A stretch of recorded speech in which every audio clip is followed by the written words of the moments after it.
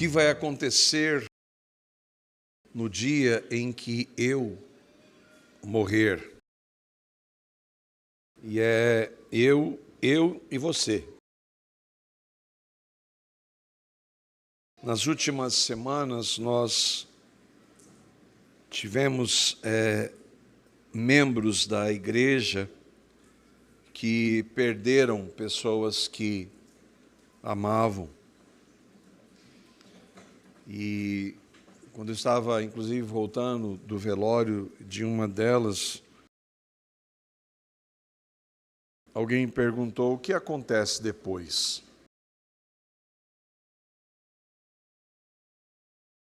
As mortes que ocorreram e essa questão levantada me fizeram trazer essa meditação.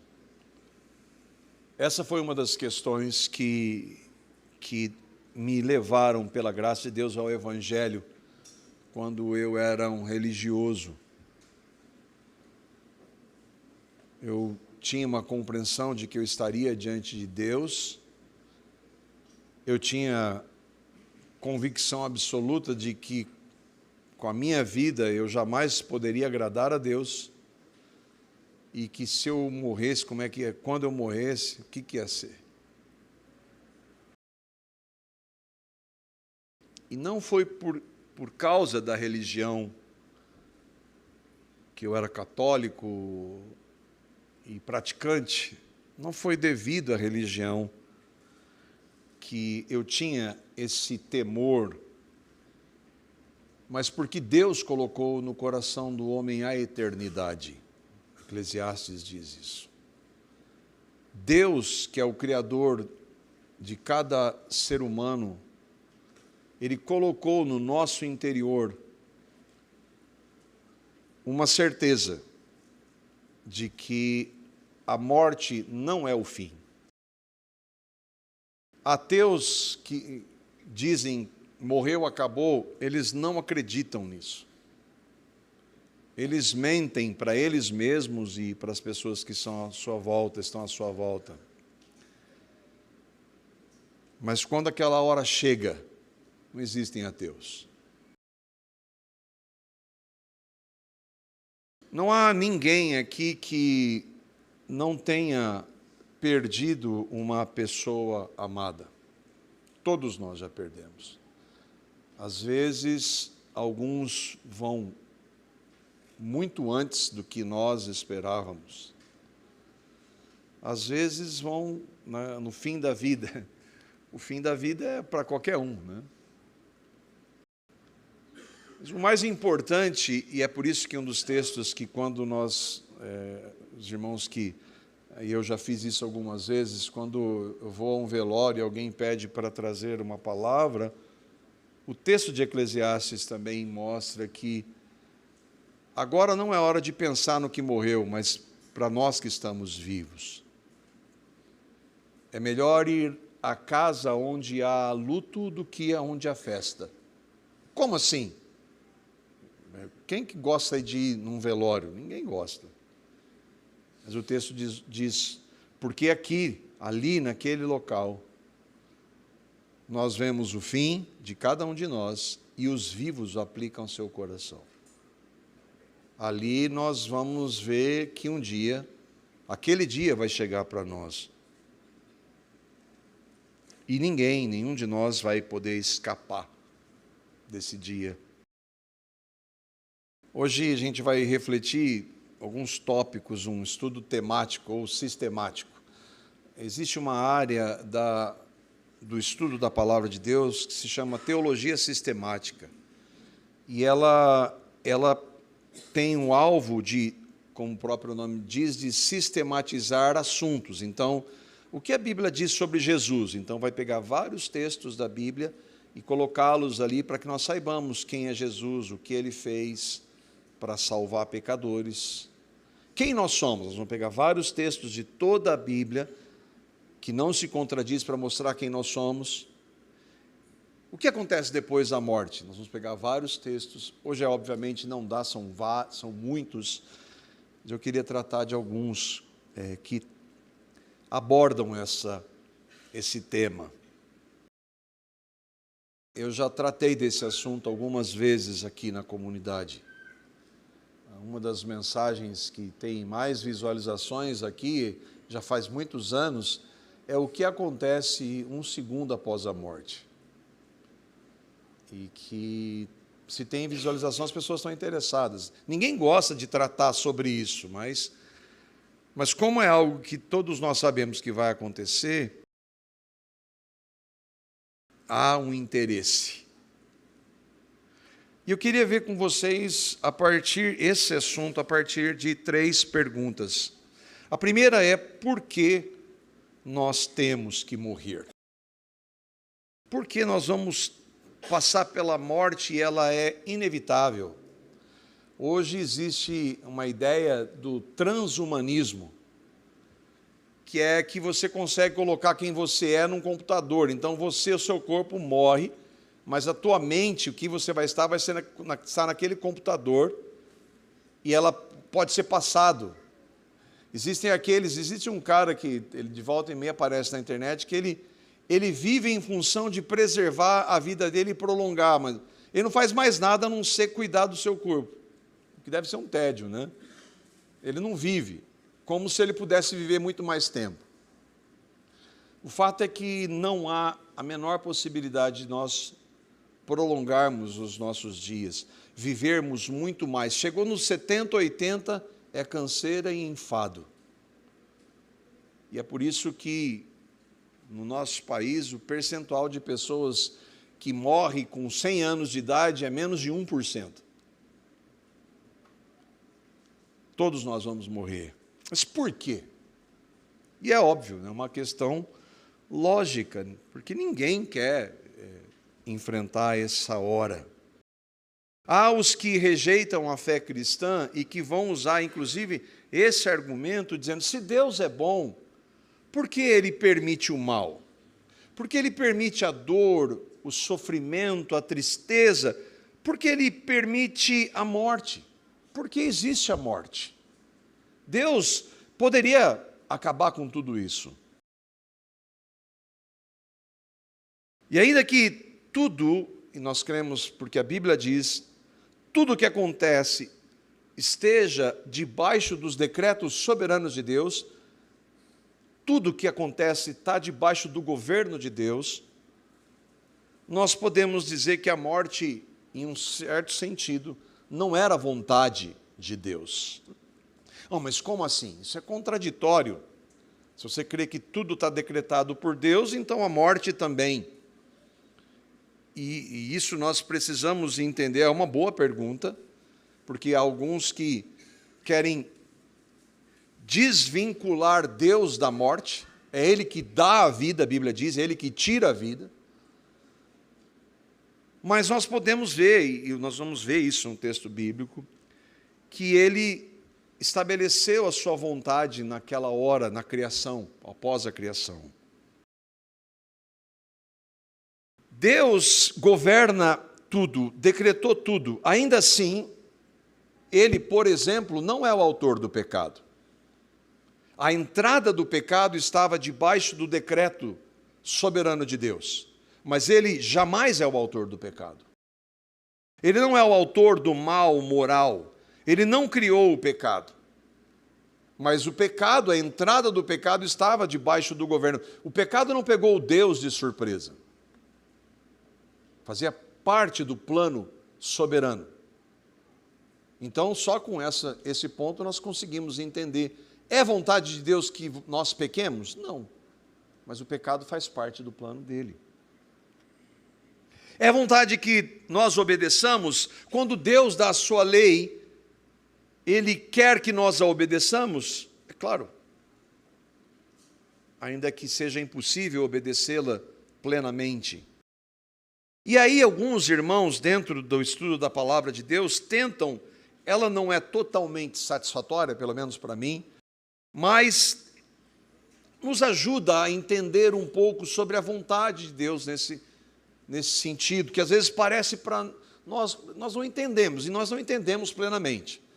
No final das contas, tudo está debaixo da vontade de Deus. Mas há distinções que alguns irmãos tentam fazer. Primeiro, é a vontade preceptiva ou moral de Deus. Vontade preceptiva de preceitos. Deus estabeleceu preceitos. Deus estabeleceu a sua lei. E a vontade dele é que o homem obedeça. É o que Deus ordena por meio da sua lei. Deseja e aprova conforme a sua santidade. Então, nesse sentido, é da vontade de Deus que nós obedeçamos, porque Ele deu a sua lei. Quando Ele diz, não matarás, Ele não quer que alguém mate no sentido de assassinar. Não matarás, não assassinarás. Não darás falso testemunho, não minta. Deus está dizendo, mas Ele está brincando. Não, Ele não quer que nós façamos isso, Ele quer que obedeçamos. Então, essa é a vontade moral de Deus. Mas há a vontade decretiva, soberana de Deus. É o que Deus efetivamente decreta e realiza segundo o seu plano eterno e soberano, mesmo quando usa meios que Ele não aprova moralmente como pecado. Deus não ordena o pecado, Deus não peca, Deus ordena que nós não pequemos, mas Ele usa o pecado para os seus propósitos, o seu plano eterno. Nós vemos a sua vontade preceptiva ou moral desde o início do universo, logo após a criação. E aqui a gente já vê lá em Gênesis capítulo 1, versículo 31, quando Deus encerrou a sua criação, e até aquele momento não havia nenhum mal, nenhuma dor, nenhuma doença, não havia a morte. E o texto é categórico em dizer, e há alguns irmãos que querem dizer que ali em Gênesis 1, verso 2, houve uma queda. Não, não houve nada. A queda vai acontecer depois de Gênesis 1, 31, que diz assim, viu Deus tudo quanto fizera, toda a criação, Ele criou tudo, está ali de Gênesis 1 a 1, verso 1 até o verso 30, tudo que Ele criou, o universo, o homem, os animais, seres espirituais, tudo o que Ele fez, e era o quê? Muito bom. Deus está dizendo por meio de Moisés, e houve tarde e manhã o sexto dia. Ele encerra a sua criação no sexto dia, descansa no sétimo. Deus, portanto, é bom, e por ser bom, Ele não poderia criar nada mal. Ele não criou nada mal. Ele não pode criar o mal moral, e Ele é contra o mal moral, o pecado. Ele ordena que nós não façamos isso. E foi isso que Ele disse para o primeiro homem criado, Gênesis capítulo 2, os versos 15 a 17. Até esse momento não havia o mal. Aqui, neste momento, não havia na nossa realidade, porque a partir de Gênesis 1, 31, em um momento que nós não sabemos, há uma rebelião de Satanás e os seus seguidores. Mas na terra e para o homem não havia o mal ainda. Lembra? De Gênesis 1, verso 1, até Gênesis 1, verso 31, não havia mal em nenhuma realidade do universo, nem espiritual. Mas a Bíblia não diz. A partir do capítulo 2, verso 1, há o mal, a rebelião na realidade espiritual, e que vai vir para nós agora. Gênesis capítulo 2, verso 15 a 17, diz assim, tomou, pois, o Senhor Deus ao homem, e o colocou no jardim do Éden, para o cultivar e o guardar. Guardar do quê, né? Essa é uma pergunta, né? Guardar do quê? Se não há mal, por exemplo, mas já há, aqui nós entendemos que já houve a queda espiritual do diabo. E o Senhor Deus lhe deu esta ordem, de toda a árvore do jardim comerás livremente, mas da árvore do conhecimento do bem e do mal não comerás, porque no dia em que dela comeres, certamente morrerás. qual é a vontade preceptiva de Deus? Não coma. Não coma, me obedeça. E nós, como reformados, dizemos, mas isso aqui Deus sabe. Não, Deus não está brincando. A queda fazia parte do propósito soberano de Deus, mas Ele não é o autor. E quando Deus diz, não coma, Ele não está brincando com Adão. Ele está ordenando para que Adão obedeça. Deus ordena em sua vontade preceptiva, não comerás. E aí, em seguida, Ele estabelece a consequência clara se ele desobedecesse. Certamente morrerás. Não coma. E o que impressiona é porque lá tem a árvore da vida. Que se Adão, e nós sabemos o fim da história, né? Ou o começo da história, que Adão e Eva desobedecem. E Deus diz que ele não poderia continuar no Éden, por quê? Para que ele não comesse da árvore da vida e vivesse eternamente. Qual era a vontade de Deus? A árvore da vida. O fato então é que Deus, na sua vontade, eu estou querendo que nós procuremos, dentro da nossa limitação, entender a vontade de Deus, era que ele não pecasse. Então, não era a vontade de Deus que ele, Adão, pecasse.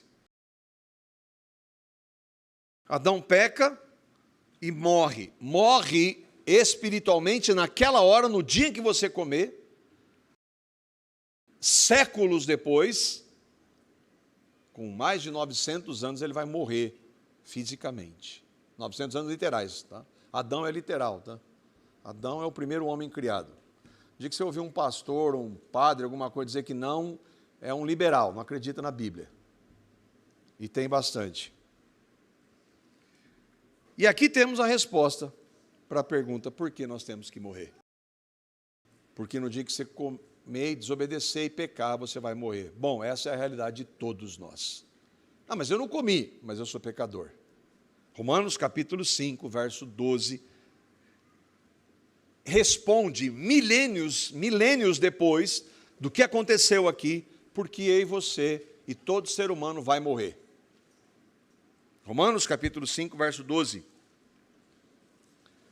Está claro aqui para qualquer um de nós ver. E por isso que não podemos negar que Adão é o primeiro homem criado, porque tem implicações soteriológicas. Se nós negarmos Adão como o primeiro homem criado e dissermos que nós somos frutos de uma evolução, nós teremos vários problemas, inclusive com Jesus, porque Jesus considera Adão como um homem, primeiro homem. E com a teologia de Paulo e vários outros problemas. Por isso que não dá para conciliar a evolução, que é uma mentira, uma das maiores da história, com a criação.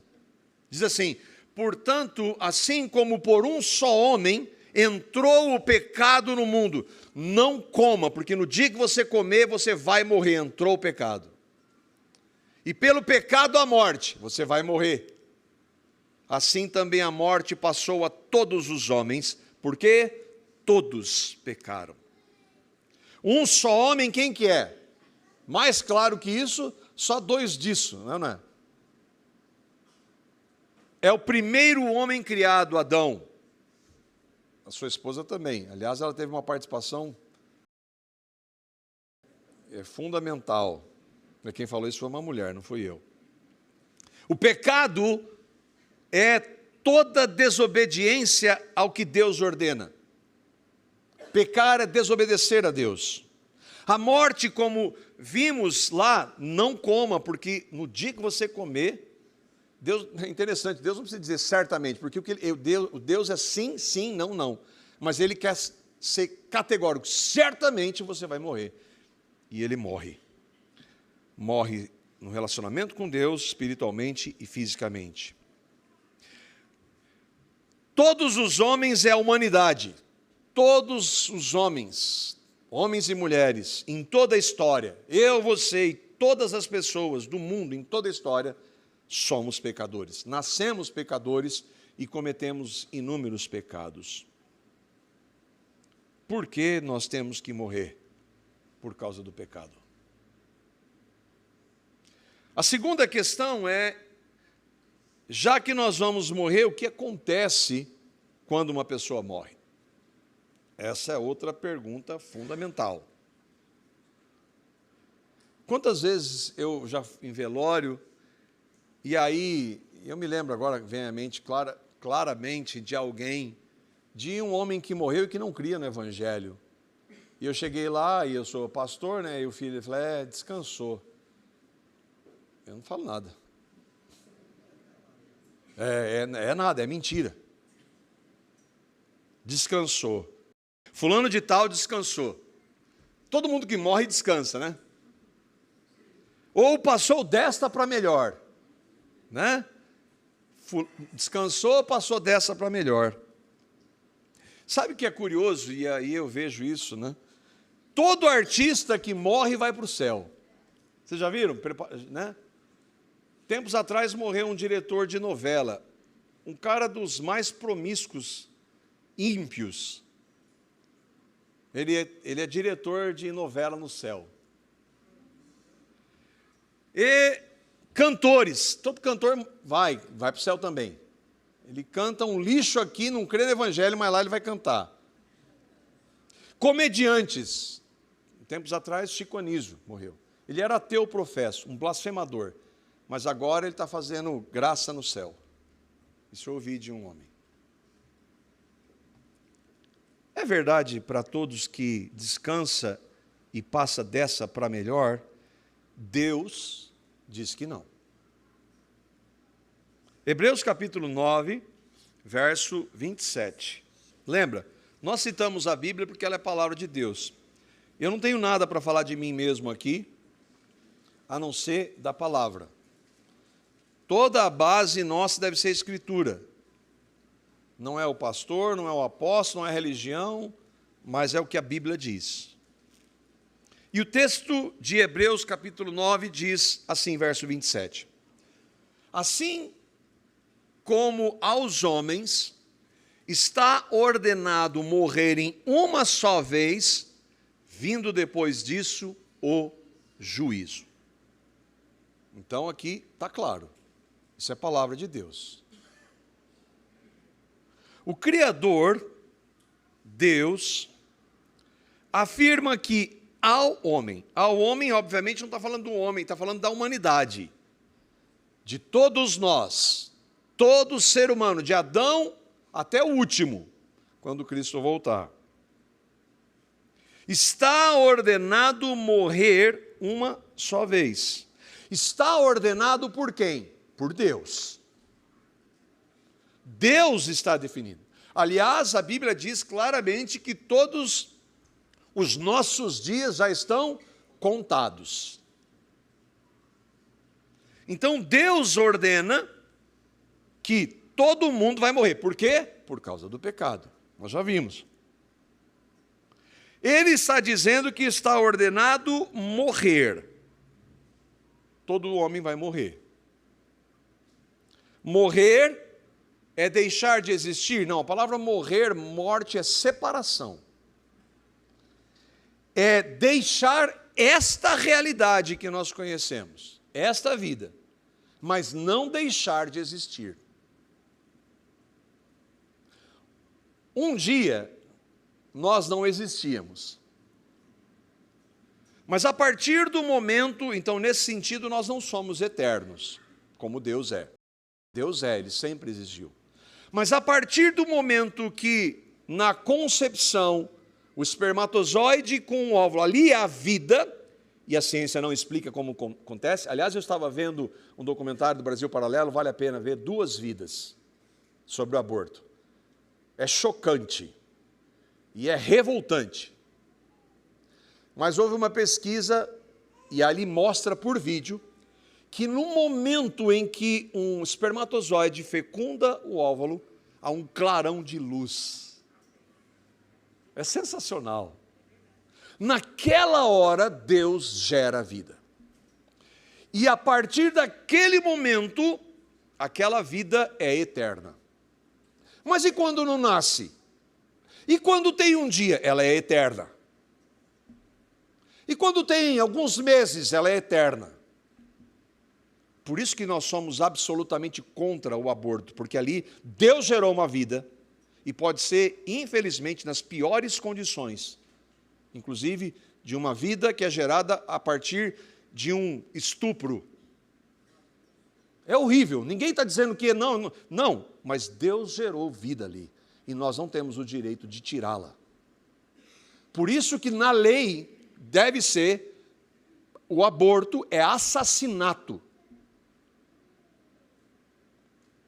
O fato é que quando Deus gera vida, a partir daquele momento, aquela vida, aquela realidade é eterna.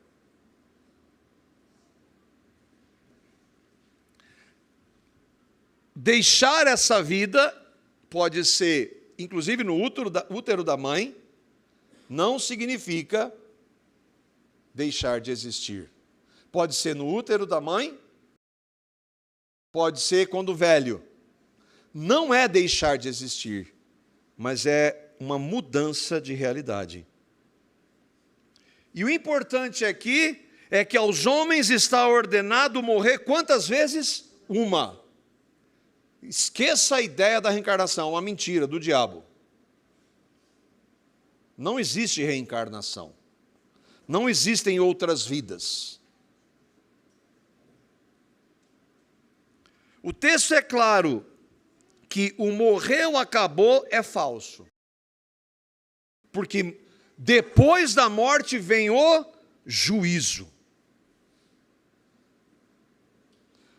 Não existe, por exemplo, o aniquilacionismo, que é a ideia de que uma pessoa vai deixar de existir. Ela não existia antes de ser criada, e quando uma pessoa que morre sem Cristo morre, ela deixa de existir. Não de acordo com a Bíblia. E, irmãos, eu estou dizendo, às vezes a gente fala com ênfase, não que nós celebremos quando alguém que morre sem Cristo, ninguém celebra isso.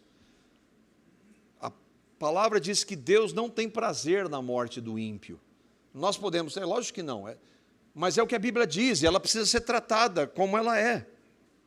Não existe, portanto, a ideia do purgatório. Morreu é o juízo. Não tem a menor possibilidade de você passar um tempo lá, dependendo das rezas daqui, pagando por seus pecados. Isso nega a suficiência do sacrifício de Cristo. É uma heresia. O juízo não é a opinião de Deus. O juízo é o julgamento, é um ato judicial, onde Jesus é o juiz. A palavra diz que o Pai deu a ele, nós vamos ver, o poder de julgar. Então, ele é o Salvador, ele é o advogado e ele é o juiz. Quem o tem como advogado não passa pelo juiz condenado.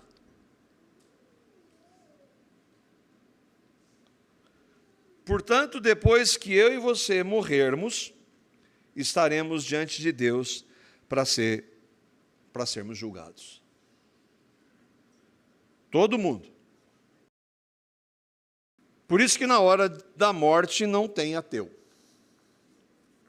Eu me lembro de um famoso, chamava-se Christopher Hitchens, e ele morreu de câncer. E eu vi a última entrevista dele. Durante todo o tempo ele blasfemou, fez piada da fé, mas naquela hora lá ele não estava sorrindo. Ele não estava contente. Ele não estava tranquilo. O irmão dele era convertido, creu no Evangelho. Quem sabe? Nós não sabemos, né? Quem sabe? Ele tem ouvido na última hora o irmão. Nós não sabemos. O escritor aos Hebreus, ele fala de que as pessoas não somente, os que não são cristãos, não somente sabem da existência da eternidade que Deus colocou, mas eles têm uma relação com a morte. Qual é? Pavor da morte. Por isso que ninguém gosta de tratar. Porque tem pavor da morte. Hebreus capítulo 2, verso 15. O escritor aos Hebreus está falando daquele que transforma, aquele que tem o poder de livrar da morte, que é Cristo, nós vamos ver. mas sem ele é impossível ter liberdade ou descanso diante da morte. E olha o que um escritor dos Hebreus diz, como as pessoas sem Cristo relacionam a morte, não importa quão religiosa ela seja. Sem Cristo ela vive isso. E livrar-se, ele falou de Cristo que livra, e aí ele vai dizer, livrar-se todos que, pelo pavor da morte, estavam sujeitos à escravidão por toda a vida. Que escravidão? Do medo da morte. A expressão pavor da morte denota que é algo que aprisiona, domina a existência do homem. Ela domina tanto que ela escraviza. Mas está dizendo que todo mundo fica pensando todo o tempo da morte? Não, é claro que não. Nós não pensamos toda hora sobre a morte. Mas quando ela está perto, não tem como não.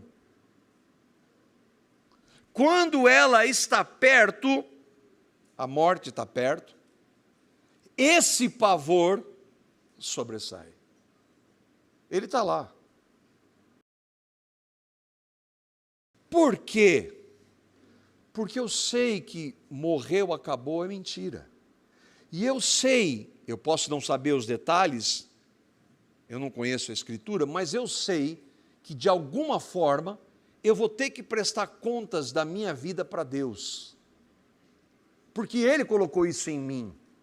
Eu sei da existência dEle, de acordo com Romanos 1 e 2.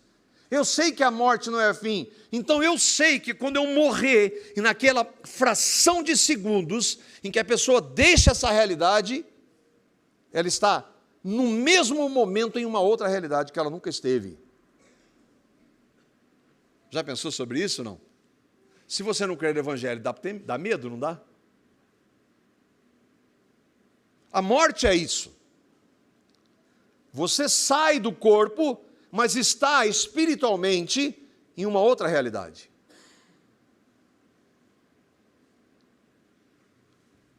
A expressão pavor da morte é algo que domina, que escraviza.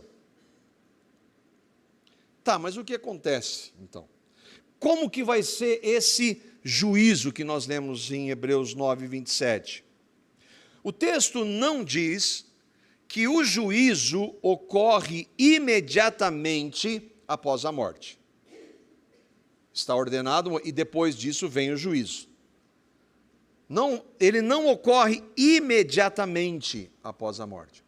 A realidade da pessoa que morre já está determinada. Por isso que não tem uma outra oportunidade. Por isso que a minha e a sua resposta é agora. E não é nem amanhã, porque amanhã nós não sabemos. O que acontece? O texto diz que, Hebreus 9, 27, diz que a morte leva inevitavelmente ao juízo. Mas o juízo, no sentido escatológico do fim de todas as coisas, vai acontecer somente quando Cristo voltar. Um dia, Jesus vai vir sobre as nuvens, com poder e glória. Todo olho de todo ser humano em toda a história vai ver. Todo joelho vai se dobrar. A maravilha para nós cristãos é que nós podemos fazer isso agora. Em alegria, com alegria e com prazer de dobrar os meus joelhos diante do meu Senhor. Mas aqueles que rejeitam vão dobrar os seus joelhos diante dele e reconhecer que ele é Senhor. Só que e todas as pessoas que morreram até agora, Jesus não voltou. E as que morrerão ainda. E se Jesus levar muito tempo para voltar? O que aconteceu com essas pessoas? O juízo final, de acordo com Apocalipse 20, de acordo com João 5, só vai acontecer em outros textos quando Cristo voltar. E nós não temos tempo para tratar de tudo. Mas a Bíblia é clara em afirmar que há dentro da teologia chama-se estado intermediário, de que quando uma pessoa morre, ela não está dormindo, como adventistas querem defender. Isso é um erro. Mas Paulo fala lá em 1 Tessalonicenses capítulo 4 que está dormindo. Ele está usando um eufemismo para a morte. Não está dizendo que a pessoa está dormindo. E nós vamos ver os textos bíblicos que mostram exatamente o contrário. A confissão que nós, pela graça de Deus, adotamos, Confissão Batista de Londres, de 1689, no capítulo 31, ela trata do estado do homem após a morte. E ela diz assim, eu queria ler com vocês, e obviamente a nossa base não é a confissão, depois nós vamos ver os textos que fundamentam a confissão. Mas ela nos ajuda a entender. Diz assim, após a morte, o corpo humano retorna ao pó e vê corrupção. Ele morre e vai se decompor. A alma, porém, não morre nem dorme, porque possui subsistência imortal, retornando imediatamente para Deus que a deu. As almas dos justos, dos justificados, porque a Bíblia, Paulo diz que não há nenhum justo, nenhum sequer, então os justos são justificados, aqueles que creram em Cristo, são aperfeiçoadas em santidade, no sentido de que naquela realidade não há mais pecado. A alma não tem mais pecado. O corpo fica, mas a alma, ou espírito, está diante de Deus. Onde estão com Cristo, então, as almas dos justos são aperfeiçoadas em santidade e recebidas no paraíso, onde estão com Cristo e contemplam a face de Deus em luz e glória, aguardando a plena redenção de seus corpos, que acontecerá no dia que Cristo voltar. As almas dos ímpios são lançadas no Hades, onde permanecem em tormentos e completa escuridão, guardadas para o juízo do grande dia, quando Cristo voltar. Além destes dois lugares, e eles estão falando, obviamente, da ideia do purgatório, porque naquele momento, nós estamos falando de 100 anos depois de Reforma Protestante, há um rompimento com o ensino falso do catolicismo do purgatório. A Bíblia, a Escritura, não reconhece outro lugar para as almas separadas dos seus corpos. Onde que está isso na Bíblia, que é o que importa? Você leu uma confissão, eu quero saber na Bíblia. E essa é a pergunta que todos nós devemos fazer para qualquer um que se propõe a falar qualquer coisa de Deus, de céu, de inferno, de Jesus, é a Bíblia. A confissão, pela graça de Deus, ela é baseada na Escritura. Que o corpo retorna ao pó, bom, isso não precisa da Bíblia, não é verdade? Que o corpo, porque vai no cemitério para você ver de pessoa que morreu há 50 anos, não tem mais lá. Todo mundo sabe que o corpo literalmente retorna ao pó. Mas olha aqui, Gênesis capítulo 3, verso 19, e aqui lembra, não coma, porque você vai morrer. E lá então o próprio Deus vai dizer então que isso vai se concretizar fisicamente. Gênesis capítulo 3, verso 19. Deus está trazendo as consequências, as punições, consequências do pecado. E ele diz assim, no suor do rosto comerás o teu pão. É por isso que o trabalho é duro. O trabalho existia antes da queda. Mas por causa da queda, ele se tornou o que é hoje. Mas que em Cristo pode ser diferente, obviamente. Até que tornes a terra, então você vai trabalhar, até que tornes a terra, pois dela foste formado, porque tu és pó, e ao pó tornarás. Você foi formado da terra, Deus formou. Então você vai voltar ao pó. Mas e a alma ou espírito, nós cremos que alma e espírito são palavras intercambiáveis, como volta para Deus? Eclesiastes, capítulo 12, verso 7.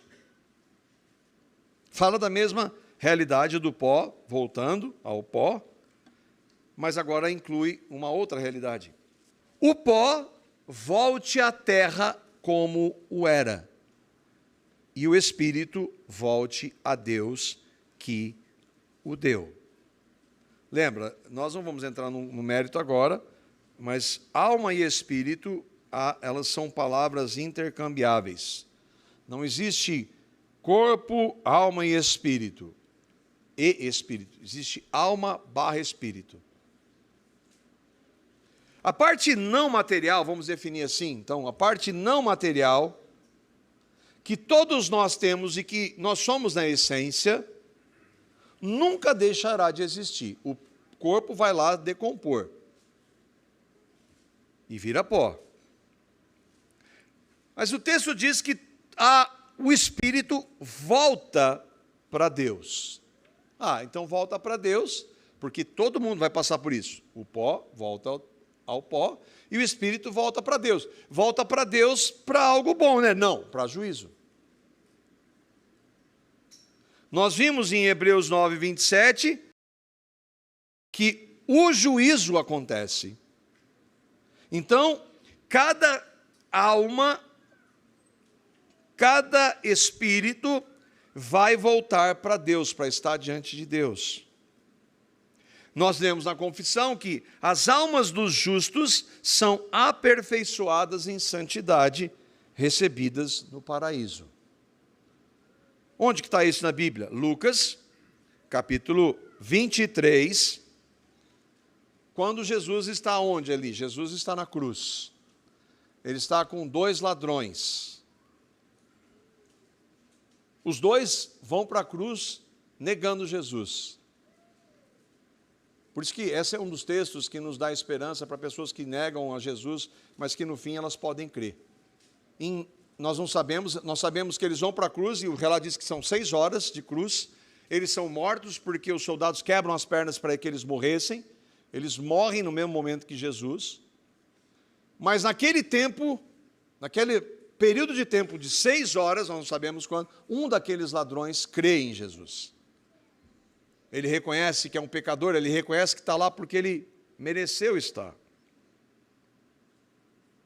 E aí então, Jesus, o ladrão na cruz, arrependido porque o outro não dá nenhum sinal, ele também vai morrer já, daqui a pouco ele morre.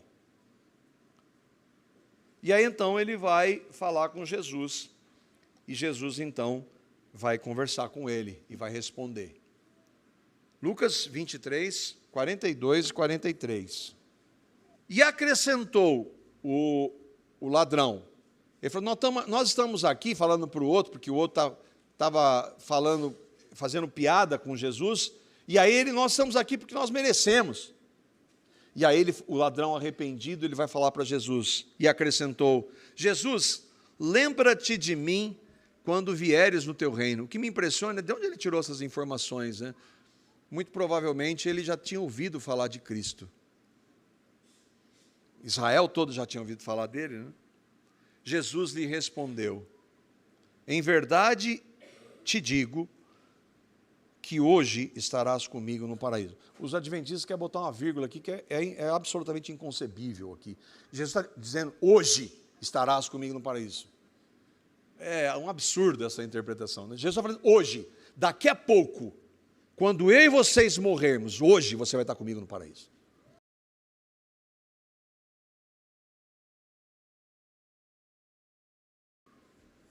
Jesus morreria poucas horas depois, não foi? O corpo de Jesus foi colocado lá, na sepultura. É claro que pela graça de Deus, o corpo dele não se decompôs. Mas o do ladrão, sim. Jesus disse que hoje, na mesma hora, daqui a pouquinho, imagina o consolo, ele vai morrer, ele sabe que vai morrer daqui a pouco. Hoje você vai estar comigo no paraíso. E de acordo com o Deus encarnado Jesus, ele iria para o paraíso, Jesus, e ele estaria junto. Em 2 Coríntios capítulo 5 e Filipenses capítulo 1, Paulo vai tratar dessa realidade também. 2 Coríntios capítulo 5, versos 6 a 8. Aliás, hoje nós estamos aqui pela manhã tratando o que acontece, e o Danilo vai tratar à noite do grande dia do Senhor. Então você pode ter um pacote completo hoje. Para aqueles que congregam regularmente, né, todo do dia do Senhor. Foi uma indireta, não, foi direta. Né? 2 Coríntios capítulo 5, versos 6 a 8 diz assim, Temos, portanto, sempre bom ânimo, sabendo que enquanto no corpo estamos ausentes do Senhor. O que Paulo está dizendo? Enquanto eu estou aqui, eu estou ausente do Senhor, porque o Senhor está lá no céu, Jesus. Sim, Ele habita em mim por meio do Espírito Santo, mas o Jesus, o Deus homem, e nós não entendemos isso, hoje há um homem no céu, Jesus, nós estamos ausentes do Senhor, visto que andamos por fé e não pelo que vemos. Entretanto, estamos em plena confiança, preferindo deixar o corpo e habitar com o Senhor. Paulo está dizendo, eu preferia morrer. Nós vamos ver após que ele só quer ficar aqui por causa do Evangelho. Mas é melhor eu deixar esse corpo porque eu vou estar com Cristo. Eu vou estar com o Senhor. Filipenses 1, versos 21 a 23. E aqui então Paulo arrebenta com tudo, porque ele está dizendo que morrer é lucro. Ah, mas não, morrer, eu quero morrer. Morrer, bater com as 10. Ele não vai fazer isso, porque Deus que faz, Deus que dá e tira, o dia dele está contado, ele sabe disso. Mas ele manifesta o desejo dele. Ele diz assim, porquanto para mim o viver é Cristo. Enquanto eu estou vivendo aqui, Cristo é a minha vida, por meio do Espírito Santo que habita em mim. Eu quero viver para a glória dele em tudo que eu faço. O morrer é lucro. É óbvio que ele está falando da morte física, do deixar essa realidade aqui. Por quê, Paulo? Aí, o texto continua. Entretanto, se eu viver na carne, nesse corpo aqui, traz fruto para o meu trabalho, já não sei o que hei de escolher. Então, se eu, enquanto eu estou aqui, eu estou pregando o Evangelho, eu estou podendo abençoar pessoas, edificar cristãos, e pela pregação do Evangelho, ímpios serem convertidos, poxa, isso é maravilhoso. Eu quero, mas estar com Ele é tão melhor. E olha o que ele usa. Ora, de um lado ou de outro, entre estar aqui pregando o Evangelho, não quero ganhar a vida, eu estou aqui, quero juntar dinheiro, ser rico. Não, eu estou aqui por causa do Evangelho. Mas eu estou constrangido, porque o desejo de partir, estar com Cristo, é incomparavelmente melhor. De dormir, não, é de estar com Cristo. É naquela hora, a partir do momento que ele morre, ele está com Cristo. Lembra que Estevão, quando está morrendo, quando ele olha para o céu, eu vejo um Jesus em pé para recebê-lo. Não que ele fosse qualquer coisa, né? Eu estou vendo Jesus em pé. Já pensou? Que sensacional. Olha a perspectiva de Paulo. Estar com Cristo é incomparavelmente melhor. O fato é que Paulo está falando aqui dessa realidade, de que morreu é estar com Cristo, é estar com o ladrão, lá como um ladrão que creu no Evangelho, no paraíso. Mas nem todos os que morrem vão para o paraíso, para o céu ou para o seio de Abraão, que foi o texto lido aqui no início pelo Jamils. A confissão diz, as almas dos ímpios são lançadas no inferno, onde permanecem em tormentos e completa escuridão, guardados para o dia do juízo do grande dia. Guardados para o juízo do grande dia. Lucas 16, versos 22 a 24. Nós não vamos poder ler todo o texto, o meu tempo aqui já está estourando. E aqui, então, nós vemos que há uma realidade, duas realidades apenas. Só antecipando, o Jamils trouxe aqui, o fato de ser pobre, ninguém vai para o céu por ser pobre. Nem deixa de entrar por ser rico. É claro que Jesus falou que é difícil para um rico entrar. Mas não tem nada a ver com dinheiro isso aqui. Lucas 16, versos 22 a 24. Aconteceu morrer o mendigo e ser levado para os anjos, pelos anjos para o seio de Abraão, ou o paraíso, é a mesma coisa. Morreu também o rico e foi sepultado. Não está dizendo que o mendigo não foi sepultado. Ele foi sepultado, mas a alma dele foi para o paraíso. No Hades, e aqui a tradução melhor é Hades, porque o inferno é a segunda realidade. Hades Todas as vezes, 10 vezes que acontece, está falando do lugar dos mortos sem Cristo, no Novo Testamento. A tradução para inferno não é boa. Algumas versões vão estar Hades ali, que é melhor. No Hades, estando em tormentos, levantou os olhos e viu ao longe Abraão e Lázaro no seu seio. Então, clamando, disse: Pai Abraão, tem misericórdia de mim, e manda Lázaro que molhe em água a ponta do dedo e me refresque a língua, porque eu estou atormentado nessa chama. Aquele homem, ele está no Hades, e ele está sofrendo, ele está em tormento. O que impressiona é que em nenhum momento ele diz: eu estou aqui injustamente. O que impressiona é que ele diz: manda ressuscitar alguém para lá falar para os meus irmãos, para que eles não venham para cá. E o que impressiona é que Abraão diz o quê? Eles têm a Bíblia. Eles têm a Bíblia. Eles têm Moisés e os profetas. Para quem Moisés e os profetas apontam? Para Cristo. Jesus está dizendo que 2 pessoas morrem. Ele não diz que elas deixam de existir. Uma vai para o paraíso, o seio de Abraão. Outra vai para o Hades, que é o lugar onde aqueles que morrem sem Cristo estão em tormentos e em chamas. Nós não sabemos a chama literal. Não importa. Não importa. Eles estão sofrendo. A Bíblia não detalha cada um dos lados. Ela não dá detalhes. Mas o que está claro é que há somente 2 possibilidades. Uma alma vai para o paraíso e a outra vai para o Hades.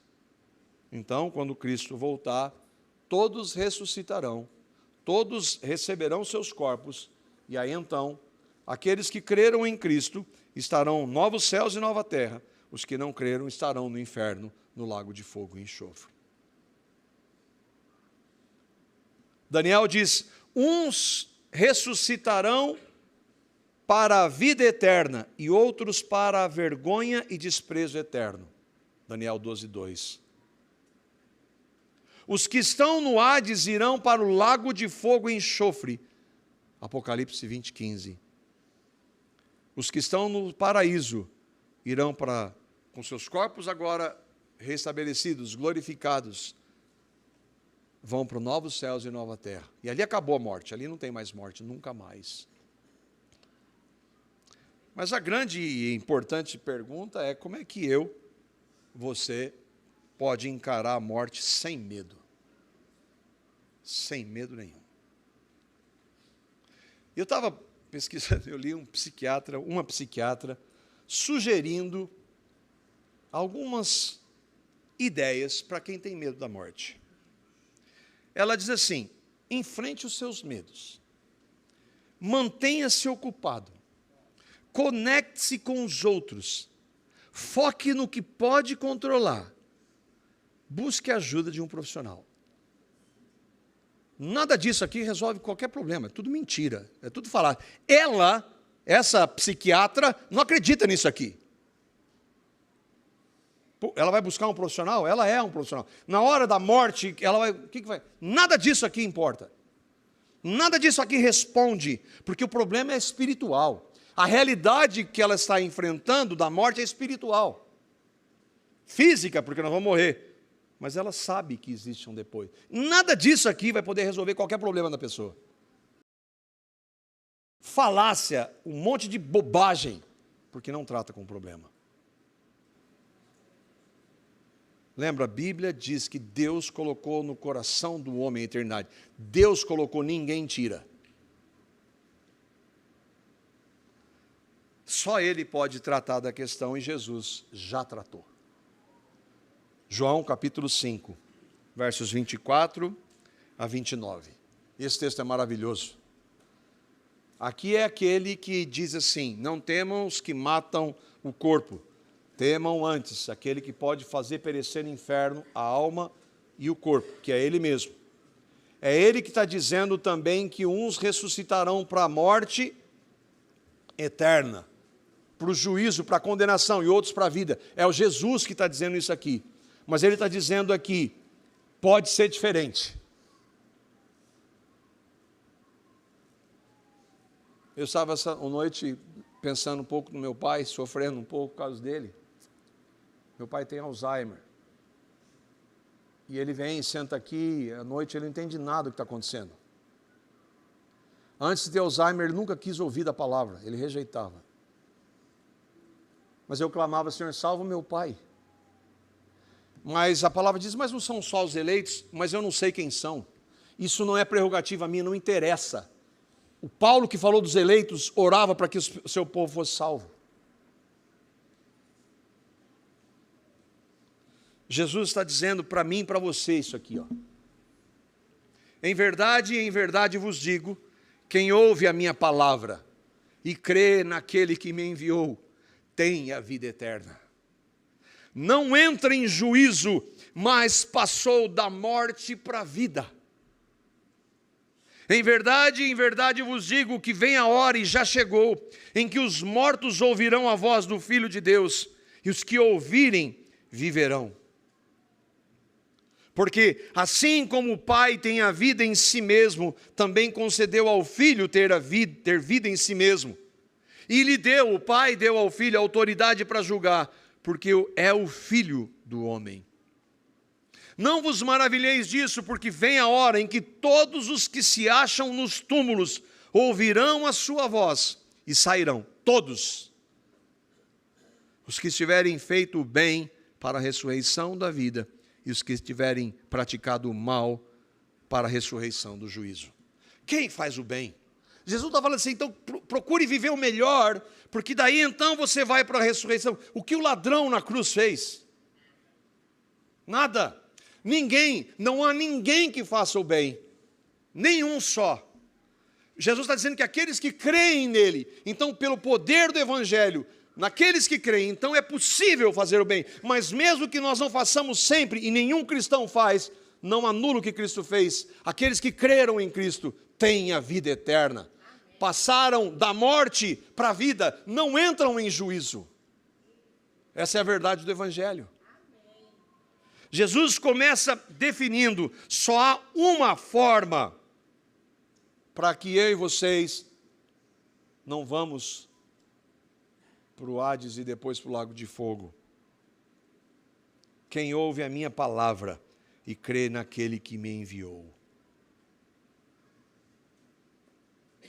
Quem ouve a palavra de Deus e crê no Pai que enviou o Filho. A palavra dele é a Bíblia e tudo que ela ensina sobre Deus, sobre quem nós somos, quem Jesus é. A palavra é a única fonte para essas realidades que nós tratamos aqui. Nós vimos que ela diz quem Deus é. Deus é santo, por isso ele não tolera, ele não pode tolerar o pecado. Ele não aceita o pecado, porque ele é santo. A Bíblia diz que todos somos pecadores, porque nascemos em pecado. E Deus, por ser justo, ele pune o pecado. Ele não pode jogar o pecado debaixo do tapete e ignorá-lo, porque ele é santo. Se ele fizer isso, ele deixa de ser santo, e Deus não deixa de ser quem ele é, em nenhum dos seus atributos. Nós precisamos crer no que Jesus está dizendo. Ouve a minha palavra. O que a palavra diz? O que todo o Antigo Testamento anuncia? Cristo. E o que ele veio fazer? O Evangelho. O Evangelho é a boa notícia para pecadores como eu e vocês, de que Deus amou pecadores como nós, e amou de tal maneira que deu seu Filho. Jesus veio para morrer a pior das mortes, lá naquela cruz, por pecadores como eu e você. Por que eu digo como eu e você? Porque você precisa crer nele, você precisa recebê-lo, você precisa dizer, meu Deus, eu quero isso aí para mim. Eu creio no que Cristo fez, de que lá naquela cruz, quando ele derramou o seu sangue, todos os meus e seus inúmeros pecados, e quando eu falo inúmeros, nenhum de nós aqui tem sequer noção de quão pecadores nós somos. Todos os nossos pecados foram purificados no sangue de Cristo. Os meus pecados antes de crer, os que infelizmente eu ainda cometo, os que porventura eu venha a cometer, todos eles foram cravados na cruz, no corpo de Cristo. Na sua morte Ele nos fez morrer, na sua ressurreição Ele nos deu uma nova vida. Por isso, e com essa nova vida, então, é que eu me arrependo dos meus pecados. Meu Deus, eu estava ontem clamando, Senhor, tem misericórdia de mim, dos meus pecados, me perdoa.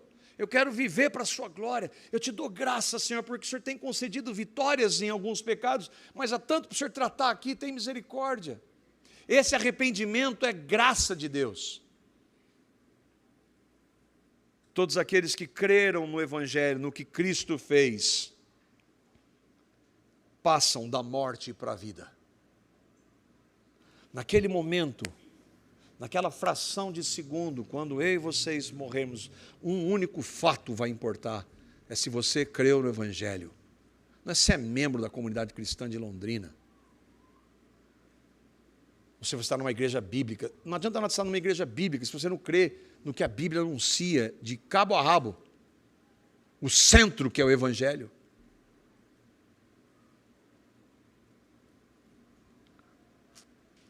Só o Evangelho pode nos salvar do Hades e do inferno. Você creu em Cristo, você se arrepende dos seus pecados, você recebeu o que Ele fez na sua morte e ressurreição para pagamento de todos os seus pecados. É só crer. Quem ouve e crê, Jesus está dizendo. Não tem que fazer nada? Não tem que fazer nada. Nós somos salvos pela graça. É claro que alguém que creu na graça, Cristo vai mudar a nossa vida. Todos aqueles que creem são tornados justos. Os justos ressuscitarão para a vida eterna. Os justificados. Porque lá naquela cruz, Cristo foi o alvo da ira de Deus, da santidade de Deus, mas da sua graça, amor e misericórdia. Tudo estava na cruz. É por isso que quando nós recebemos tudo dele, da sua graça, amor e misericórdia, e perdão dos nossos inúmeros pecados, e o poder para viver vidas santas. Perfeitas não, nenhum de nós nunca vai viver vidas santas perfeitas. Mas nada disso, a nossa imperfeição não anula o que Cristo fez. É só crer. Aqueles que creem são tornados justos, feitos justos. Lembra? Jesus confirmou o que nós vimos. Vem a hora, e é algo certo, que todos os mortos ouvirão a sua voz e sairão, ou para a ressurreição da vida, ou para o juízo. Um dia todo mundo vai estar diante de Cristo. E só vai importar se você creu no Evangelho. E a minha oração é para que cada um de vocês creia no que Cristo fez.